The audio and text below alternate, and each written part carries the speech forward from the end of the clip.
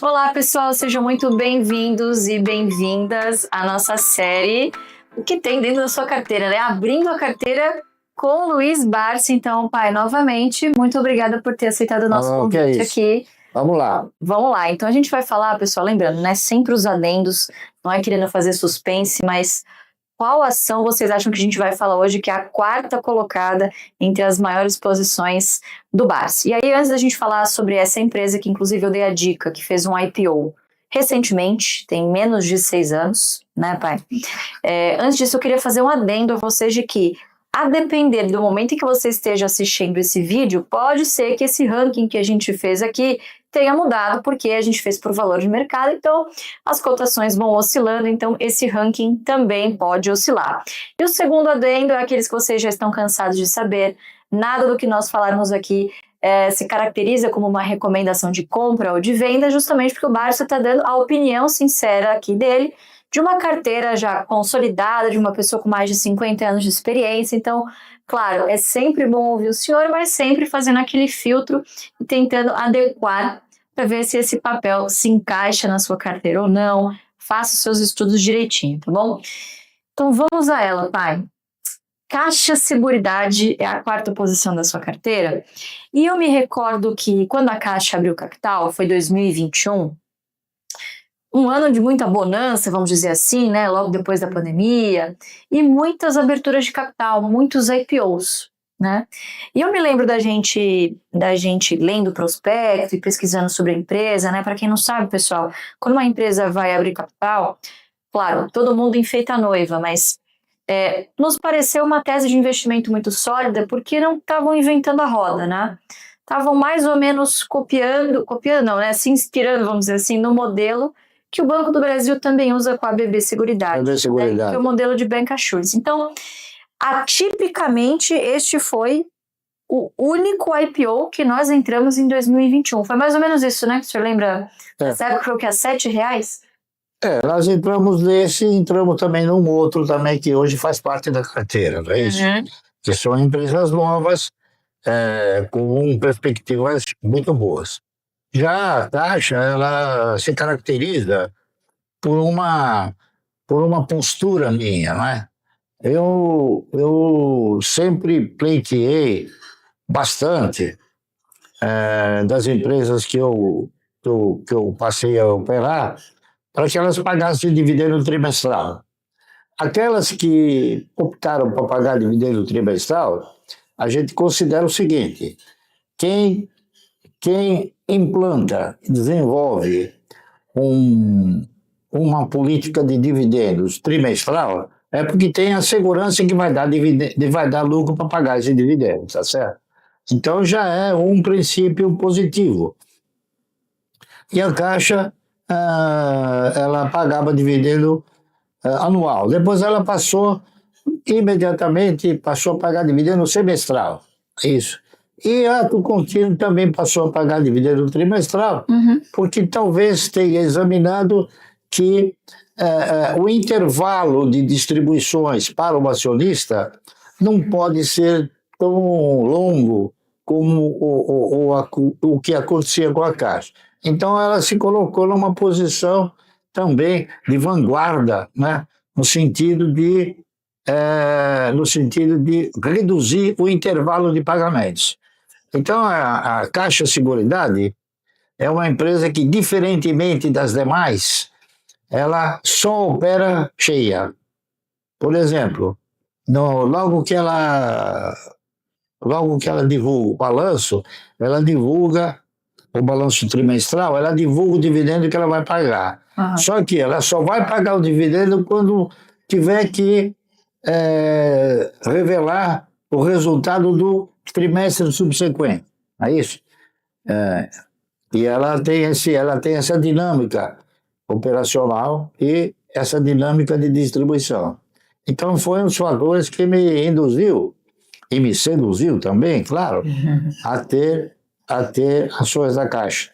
Mesmo porque a Caixa hoje ela ostenta uma atividade que, se você for analisar, talvez possa ser até melhor do que energia elétrica, tá certo? Energia elétrica, você paga sem consumir. Seguro, você paga sem consumir e ainda torce para não acontecer o sinistro. Então, quer dizer, ela tem um elemento a mais, né? Então, só para explicar um pouco a dinâmica, né, pai? A gente estava falando lá no início que acabei comentando sobre essa estratégia do bancassurance, né? O senhor falou muito bem, a Caixa Seguridade, como o próprio nome sugere, ela é o braço de seguro, de seguridade do banco Caixa, da Caixa. Da Caixa, das atividades da Caixa, Das atividades da Caixa. A Caixa também, ela tem financiamento, ela financia a casa própria, ela financia edificações, não é isso? Uhum. Ela promove o seguro de todas as casas lotéricas, tá certo? Então, ela tem uma segurança em termos de receita razoavelmente garantida. Sim, tem negócios também como a BB Seguridade de acumulação, né, que é capitalização, previdência, exatamente. Né? Tem outras, só que talvez as outras atividades não sejam assim tão generosas como o seguro, não é? É verdade. Estão crescendo, né? E eu acho que foi uma das coisas que a gente viu de muito legal, que é, poxa, quem sabe aqui não esteja nascendo uma nova BB Seguridade. Não é questão de preço, não estamos insinuando aqui que a Caixa vai bater os 30 e poucos reais da BB Seguridade, né? Mas em termos de tese de investimento, nos pareceu muito sólido, né? Você aplicar a mesma estratégia, usar as sinergias do banco, né? Eu acredito que a Caixa vai ter um pouco de dificuldade, a Caixa Seguridade vai ter um pouco de dificuldade para alcançar o mesmo nível de cotação da BB Seguridade. Porquanto eles têm, assim, bases acionárias diferentes. A base acionária da Caixa é muito superior à da BB Seguridade, tá certo? Então, o rateio que você proporciona ao lucro, ele tem um rateio maior na Caixa de Seguridade e você tem um rateio menor na BB Seguridade. Mas o que acontece? O mercado ele nos ensina muita coisa. E uma das coisas importantes que o mercado nos ensinou é o seguinte, que dividendo você ganha por quantidade possuída e não por valor aplicado. Então o que acontece? Se você for investir, um exemplo, na BB Seguridade, você vai pagar R$33 por uma ação.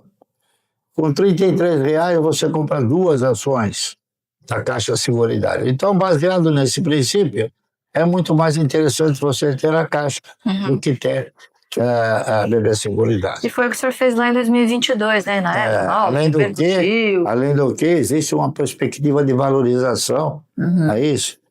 Não digo que vai chegar no mesmo preço do BB Seguridade, absolutamente. Não é nenhuma afirmação nesse sentido.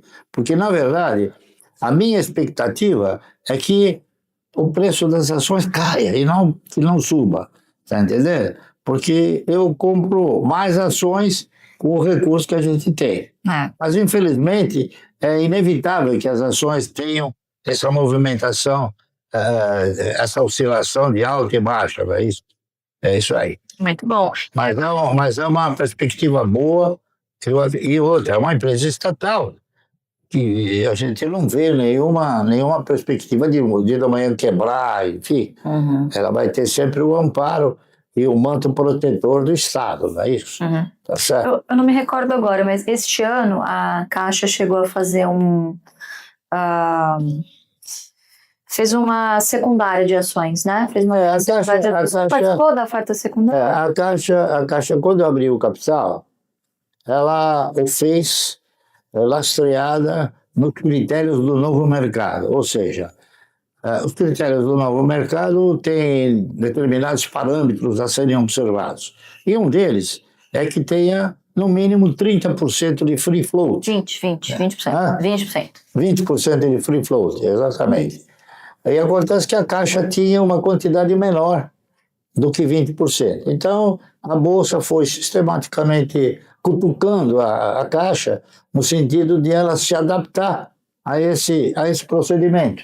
E ela recentemente, aliás, foi esse ano que passou, esse ano, ela acabou introduzindo no mercado através de oferta pública, não é isso? Secundária, né? Secundária, ela fez uma oferta e ela se adaptou a esse regime que, que o regime Novo das mercado. empresas de novo mercado exige. Né? Então, ela hoje está adaptada e tomara que ela prossiga, né? Prossiga desenvolvendo bem as suas atividades. Agora, recentemente, mudou o presidente, não é isso? Cada vez que muda o presidente, sempre existe uma esperança nova, não é isso? Agora, para finalizar, pai, Caixa Seguridade, o senhor falou sobre o aspecto, né, do cliente, enfim, quem estiver fazendo o seguro, ele adquire um direito que ele não quer usar de jeito nenhum, né? Mas tem uma outra vantagem também das empresas seguradoras, né? O Buffett também é um grande investidor de empresas de seguro e tudo mais, que é justamente a questão do floating, né? Pelo fato do cliente pagar primeiro antes de receber ou até nem receber o serviço pelo qual, né, ele pagou, não ter o benefício, não é isso? Mas eu esqueci o nome. Bom, enfim, paga para não querer usar, né? Depois o pessoal coloca aqui na edição a palavra que está me faltando aqui, aqui a cabeça. Ele paga e torce para que o sinistro não ocorra. Sinistro, obrigada. E não haver a sinistralidade. Obrigada. Tem um outro fator também, que é o fato de ter um float, né? Essa grana que fica parada, vamos dizer assim, a empresa fica ali administrando. Então, quanto maior a taxa de juros, teoricamente, claro. também acelera o resultado. Beneficia essas empresas. Então, acaba sendo também um hedge interessante de carteira, né? Porque se a taxa de juros sobe, são setores defensivos que funcionam como esses pêndulos aí, né? Agora há que se comentar também um fator que não é tão novo no mercado, mas ele vem se consolidando e a cada momento ele é o maior contribuinte para a minha perspectiva, né? A minha dinâmica, que é a alocação. A alocação, hoje a gente verifica que muitas instituições operam vendidas, não é isso? E o fato delas operarem vendidas, não quero prognosticar nada errado nem nada ruim, mas dependendo do nível de investimento que a empresa é alvo, ela começa a desenvolver um critério não muito saudável para o mercado, né? Porque a maioria daqueles que operam vendidos, na razão direta que eles vendem e não conseguem pegar de volta, eles ficam com dificuldade de repor essas ações, tá certo? E a Caixa é uma delas, tá entendendo? Caixa, Auren, outros papéis que o pessoal locou muito, vendeu a descoberto e não está conseguindo repor. Tá certo? Então, pai, obrigada aí por ter respondido as perguntas e as dúvidas aí do pessoal, contado um pouquinho da sua história com a Caixa Seguridade.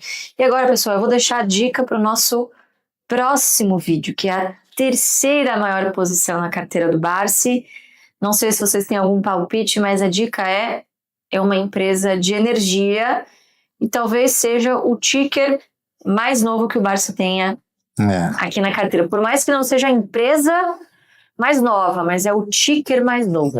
O ticker mais novo. Tá. E a esperança é a mais assim, acolhedora possível, não é isso? Expectativas. Exatamente. É isso aí. Esperança de que a coisa prospere. Deixa eu falar uma coisa para vocês. Que eu acho oportuno falar em termos de perspectiva. Por exemplo, uma questão de uns 5, 6 anos passados, eu comecei a comprar ações de uma instituição financeira chamada Banco Mercantil, do Brasil. Então eu comprava 3,80, 3,70, enfim. Hoje está R$58. E eu não estou vendendo. Tem pessoas que falam, Márcio, está R$58. Eu falo, bom, quem sabe ainda ela esteja barata, porque quem sabe ela vai a 80, tá entendendo? Vai saber, né? Então, se ela teve essa progressão fantástica, né? Então, não que eu me arrependa de não ter comprado mais, mas acontece que também não tinha mais papel na época para comprar, né? A verdade é essa. Então, a gente tem que aproveitar o momento que você vislumbra uma boa perspectiva de mercado numa determinada ação, Então aí você tem que fortalecer a sua posição.